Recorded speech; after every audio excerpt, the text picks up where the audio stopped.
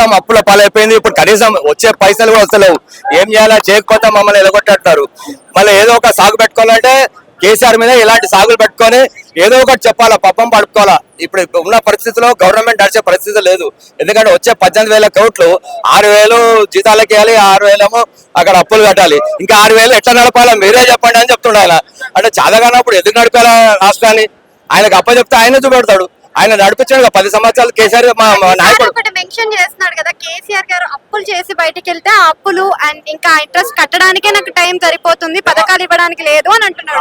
మీరేమంటారు? రాష్ట్ర బడ్జెట్ అప్పుడు తక్కువ ఉండే 2014. ఇవాళ రాష్ట్ర బడ్జెట్ ని వనరులుగా పెంచాడు ఆయన. ప్రతి హైదరాబాద్ సిటీని చూడండి మీరు, ఇలా గ్లోబల్ సిటీగా మార్చాడు. దీనివల్ల ఉపాధి కల్పన వెళ్తుంది. బడ్జెట్ మనకు ఆదాయం కూడా పెంచిండు. ఈ పెంచిన దాని వల్ల మనం అప్పులు కట్టుకోగలుగుతాం మనం. కానీ ఆయనకు సరైన మా నడిపే సత్తా లేకనే కదా ఇవన్నీ. నేను ఇట్లా నడపాలా, నాతో అయితే లేదు, మీరే చెప్పండి అని అంటున్నాడు. దీన్ని బట్టి మీకు అర్థమైతే ఏమర్థమైంది? కేసీఆర్ గారు నడపగలుగుతారు.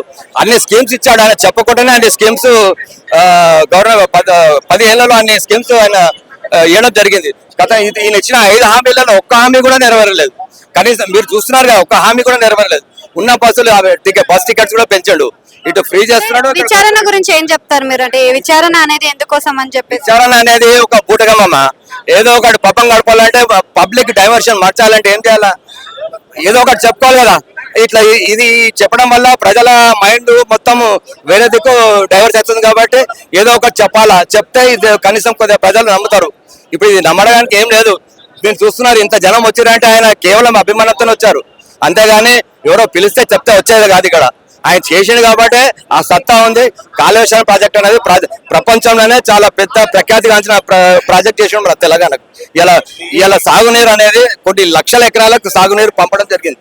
ఇంతకుముందు తెలంగాణ ఎడారికి ఎండిపోయింది. మహబూబ్ నగర్ కానీ, పాలమూరు కానీ, వరంగల్ కానీ, ఇటు కరీంనగర్ కానీ అసలు వాటర్ ఉండేదే కాదు. ఇలా ఇప్పుడు సస్యశ్యామలంగా వెళ్ళి పంటలు ఇప్పుడు ఇలా రైస్ కూడా ఇస్తుండే కేవలము మన పంటలు పండడం వల్లనే కదా ఉత్పత్తి పెరిగింది. లేకపోతే ఇంతకుముందు ఎడారిగా ఉండేది. ఇలా రైస్ అయినా ఇస్తుండే ఎక్కడికి ఇస్తుండు? ఇవి ఇక్కడ ఉత్పత్తి అవుతున్నాయి కాబట్టి సన్న బియ్యం వేయడం జరుగుతుంది. ఆయన చేసిన పుణ్యమే కదా ఇదంతా.